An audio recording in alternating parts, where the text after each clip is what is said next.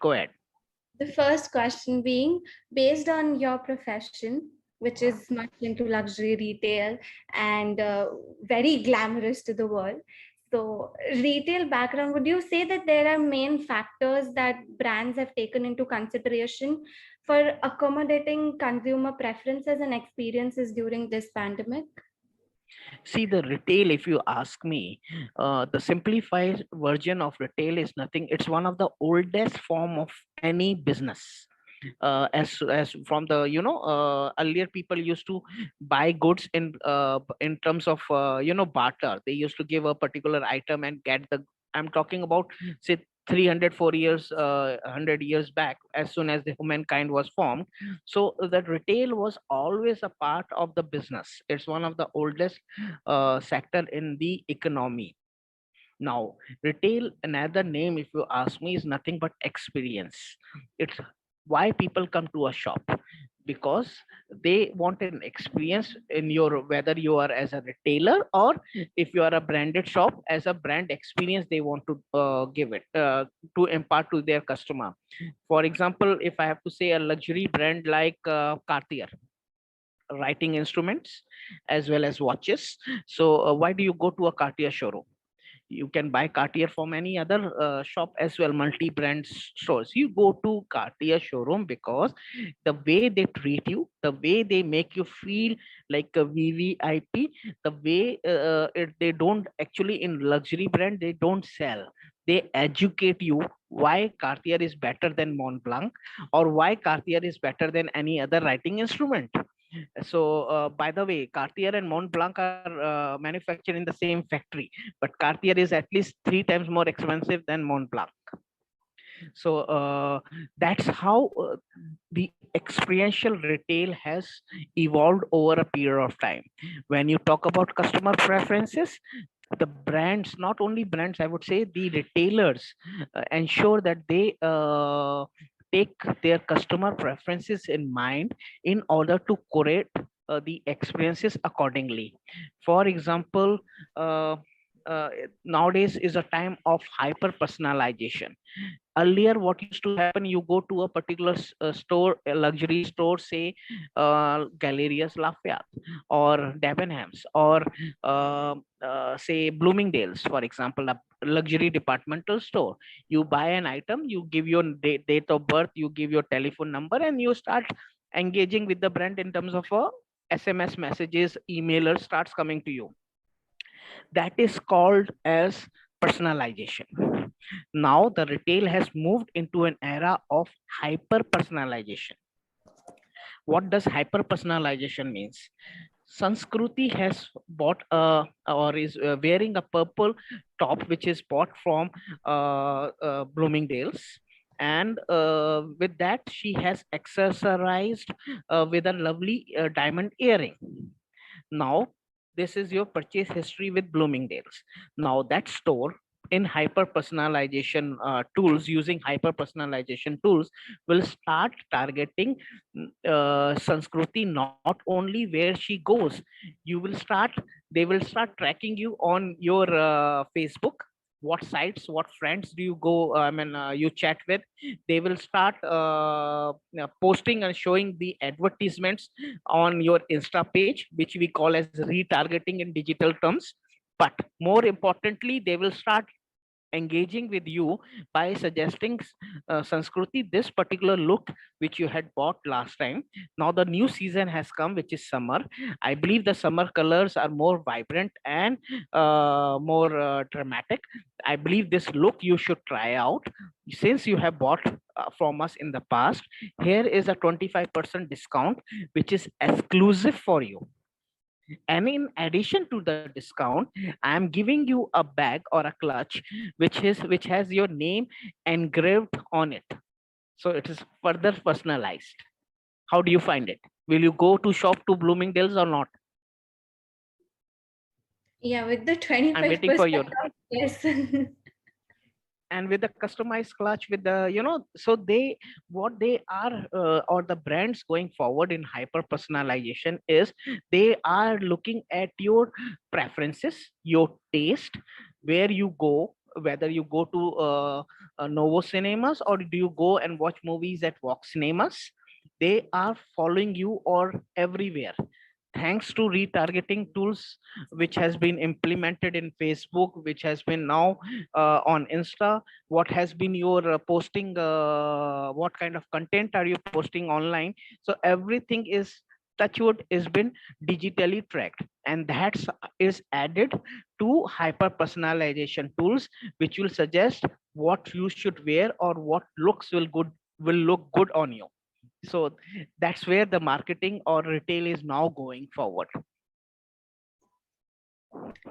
Hope You I make have answered your question on preferences. Yes, yes, it does. In your opinion, what are the biggest challenges keeping post-pandemic as well as pre-pandemic in mind for If luxury? see, try to understand.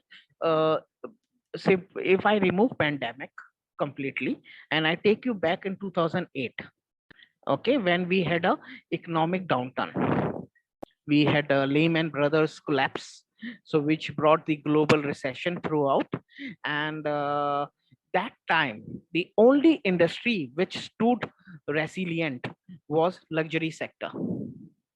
Keep in mind who are the luxury goods buyer. The luxury good buyers are people who have lot of disposable income. They don't even care. If I suppose, if I have been a luxury user and I am driving a Rolls Royce, whatever recession, whatever pandemic, do you think I will stop driving Rolls Royce or move on to Corolla or come down to Camry? Never. I'll still drive Rolls Royce. I will not compromise on my taste. Now, coming to the pandemic, the 2008 economic recession was an economic downturn. It was not a pandemic, which was a health hazard. Current scenario is a health hazard. So, with all protocols of COVID precautions taken by the luxury brands, luxury stores, luxury retailers, and thanks to the governmental authorities for implementing the protocol so strictly and following the protocol so strictly, it has helped the people to gain the confidence in going back to the malls and to the shops to shop, because they are assured that a particular retailer will be sanitizing the shop at least once in 2 hours. So there is a confidence which has been reinstalled by the authorities. And when it comes to their buying behavior, you might have seen a couple of news articles recently published by LVMH. Their 2019 first quarter sales and 2021 first quarter sales is higher by 30%. So that means the fastest sector to recover any pandemic or any economic downturn is a luxury sector. Actually makes sense because in UAE we've been going through a few articles because we are doing this research and doing a lot of literature review, and we find that yes, it has been hit. The only reason being that people are not able to get experience that you said in the very first answer for the very first question. So it's only because of the experience that was lacking, UAE hit the market, but then now they're definitely reviving. So do you think that in future, uh, what are your perspective about future for luxury retail? Is it going to be more customer centric now and going to move to a more emotional bond building and something? What would you recommend to luxury brands in order to move into a more customer friendly environment as such? Just to rephrase your question, what you are asking is the future of luxury sector. Yes. Okay. If you see, the biggest luxury market is China, and after that comes after US. Middle East, yes, is an emerging market for luxury goods. Now, post pandemic, any brand which are focusing on creating experiences, creating hyper personalization for their goods will thrive. The future of luxury sector is always will be bright, because there will always be in any economy the people with disposable income, or if you go back to the earth shastra, which is the economic foundation, you will have the people between haves and have nots. So that the now the difference between the haves and have nots is becoming very minimal.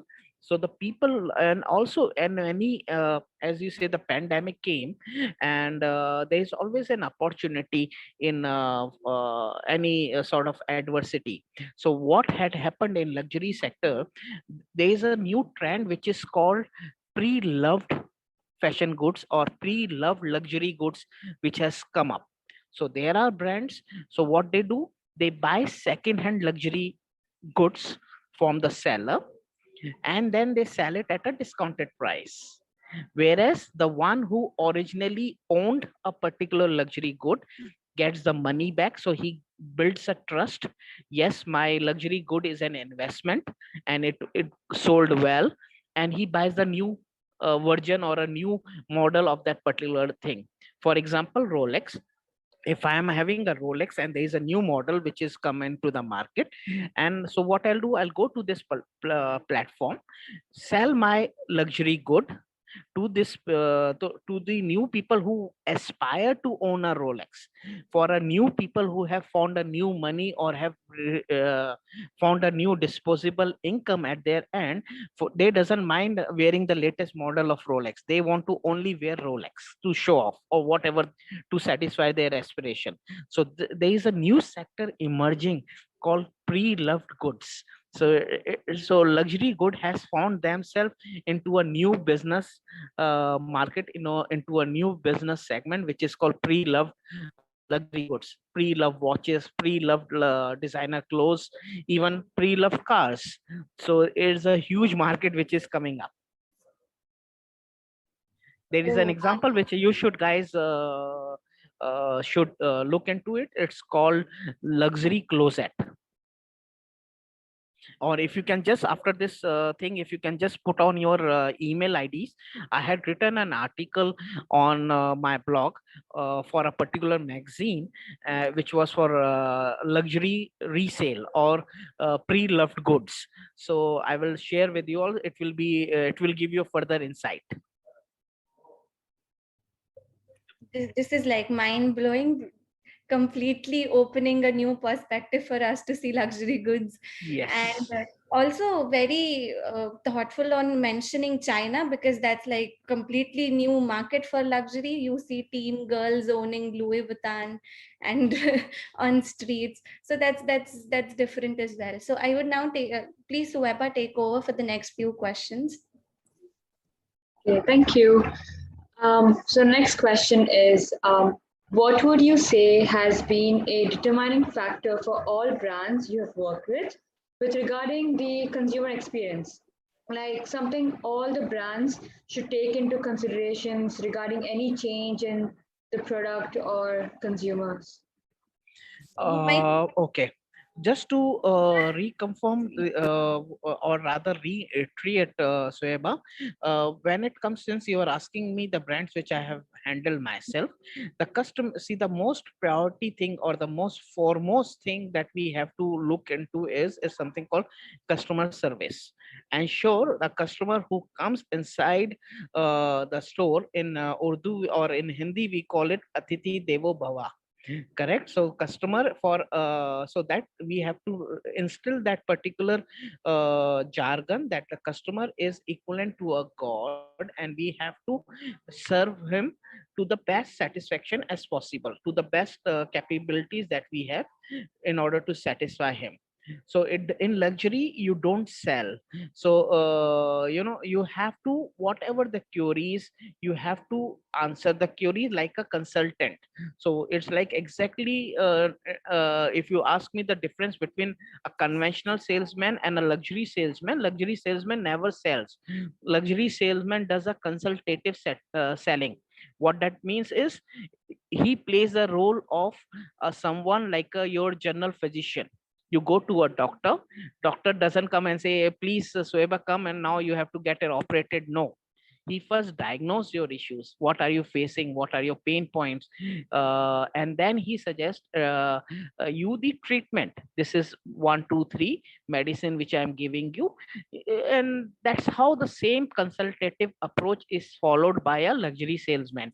So as soon as the customer enters, the luxury salesman will say, sir, how can I help you? Is there something that you're looking for specially? Is it for some particular occasion, or is it for your personal usage, or is it for a gifting purpose? So there are so many questions that a salesman will ask, and then he will recommend or suggest from his side a particular product or a service.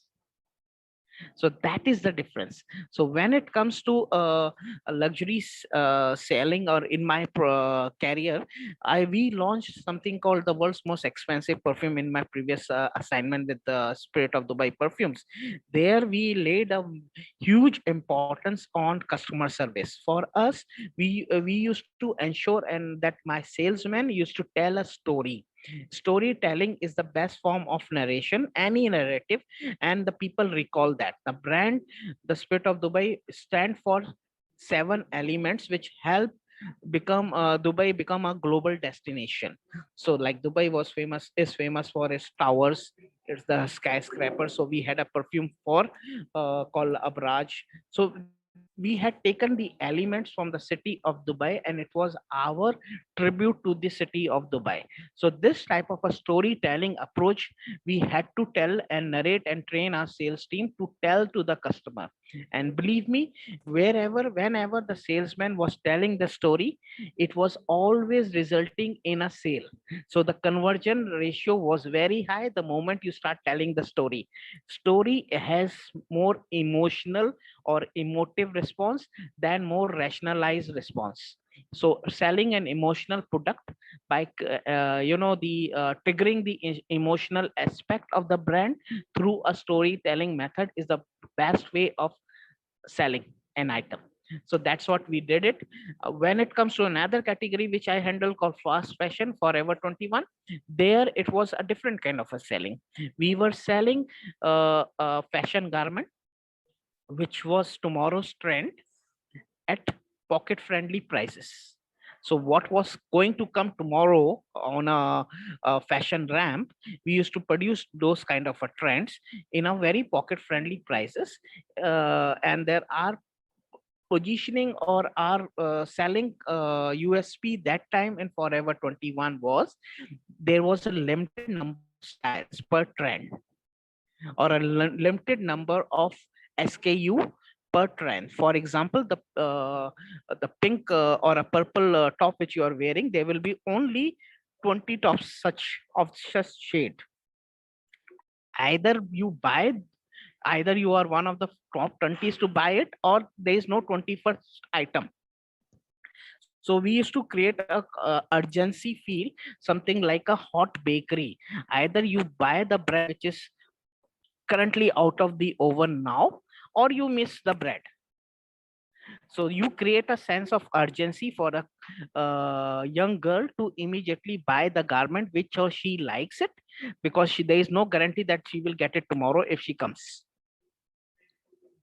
So that's how. So every brand is unique. Luxury is unique, which use storytelling. Fashion forward again is a storytelling format, but it was more we created a sense of urgency in the shopper's mind. So it's all about strategy and consumer behavior, consumer psyche, and that's how the brands or retailers utilizes in order to push the product. And hence there is not a single day which is similar in retail. Every customer is unique, every day is unique in retail. Yeah, I thank you. hope I have answered, Sueba, your question. Yes, and it's actually the first time I'm hearing that a luxury market is consumer centric. Because mainly it's like, okay, luxury brands, they do what they want, make sales, that's it. But then it's actually the first time, like, okay, that's something new to hear. But keep in mind, Sueba, people who have disposable income are the one. There was a statement by Steve Jobs, if I'm not wrong. The people who think crazy enough to change the world are the ones who actually does it. So yes, luxury things are the one, they are the trendsetter. Keep in mind, luxury brands are trendsetter, not trend follower. So they have to set a trend, and when it comes to trend setting, you have to have a something craziness in your mind, in your designing element, so the people who are in line with that philosophy follows you. Yeah, That's thank how is, if you look at why Lady Gaga has so many millions of followers,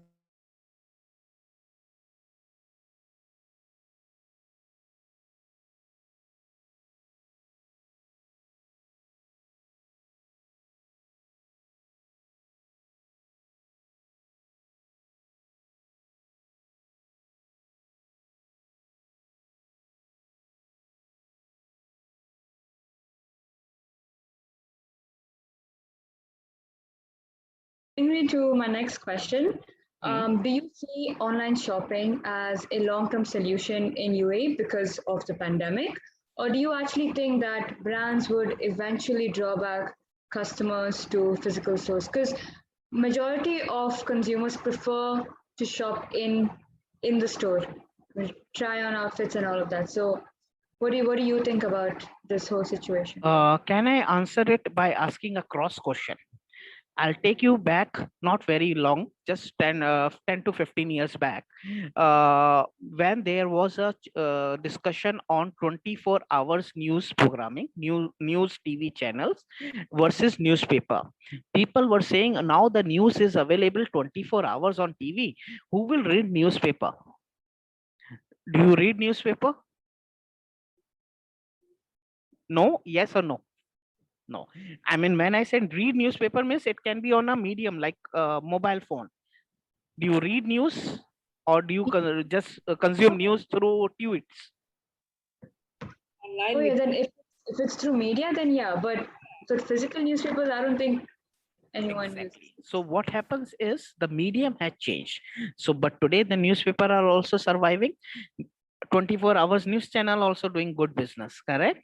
So there is always a space for everybody. Like people are saying e-commerce will kill physical retail. No, it will rather complement, because it's giving you a medium to buy a particular goods or service. Now comes to a plan, or rather a different discussion, which is called user experience or user interface. Imagine a website, e-commerce website, which is like a 3D virtual walkthrough of a physical store. So you enter say for example a Rolex store in a 3D virtual walkthrough format, and click on particular, go on particular wall and click a particular model, and the image pops up on your screen giving you the detailing of the watch, and then you click and you purchase it. So it's exactly the same experience. What you are giving onto a shop floor can be replicated today thanks to technology on digital platforms. Rather, today, because of the hyper personalization which I spoke in my first answer, it's all possible because of digital platforms. Otherwise I would have never tracked what Sweba has bought it previously, what is her preferences, where she normally goes and have her dinner, who are which movies does she watch, whether Netflix, Amazon Prime. So I can track you. If this platform was not there, I could have never tracked you and never given you a personalized solutions. Correct. Yes. It's a really nice way to put it. Like they both complement each other, and Yes, and that's why the term called omni-channel retailing, which is now the buzzword, is coming in. So it's both complement each other. It's not competing with each other. Is how you want to take it out. So the, yes, the brands, if you think no, yeah, we are physical retail, we will not do e-commerce, they will die down. They will shut their shops very soon. So the idea is how to drive. See, all the traffic today is in on Google, correct? On the internet world. Now imagine as a retailer, if I can divert 10% of that traffic into my physical store, I need not worry at all. So it's again complementing. That's Your a pretty nice- newspaper, instead of reading or consuming news on a physical print paper, you're consuming news on your say for example gulfnews.com or khalestimes.com or national.com, whatever the news, on your mobile phone or iPads or whatever. There are new generation which is consuming news only on tweets, on Twitter. So it's how you consume, but the news journalism still exists. Newspaper will still exist, but their medium has changed from a printed paper to a mobile phone or a digital platform. So it's both complementing each other. Yeah, must say beautiful perspective, because that's us, that's the Gen Zs. We need Yes. new mediums for everything. But thank you Yes. so much, Ritesh, sir, for your time. It's Most been welcome. good talking to you, and we're You all can very follow me on my blog, which is retailritesh.com. yes. LinkedIn, I am there as Ritesh Mohan. I am on Insta as Mohan Ritesh. You will only find my content which is educational. So keep following me. You will definitely learn a lot. I also shared my email in the chat because you asked us to.